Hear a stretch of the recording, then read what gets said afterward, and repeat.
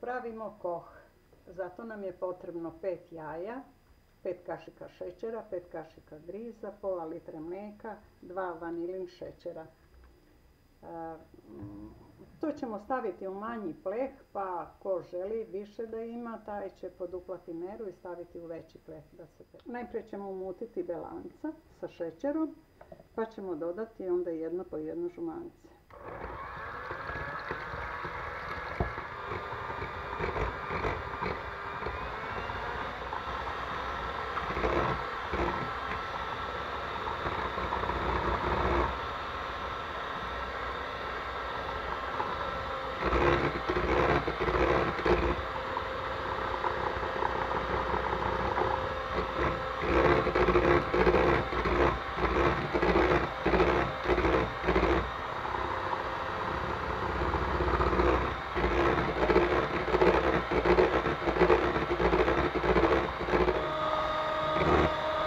Sad ćemo dodati griz.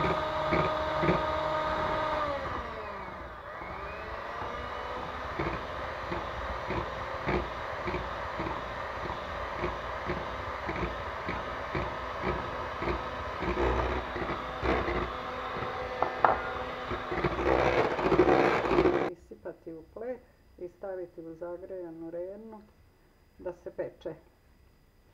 A kad je kolač pečen, koh kad je gotov, prelijemo ga sa pola litra mlijeka u koji smo dodali 1 vanil šećer.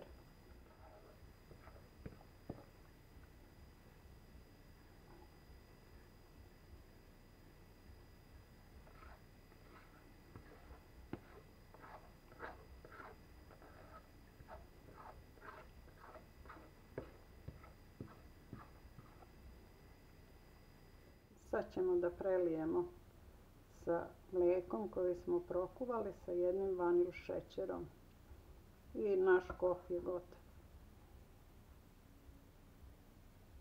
Smo pekli na 180 stepeni 15 minuta otprilike.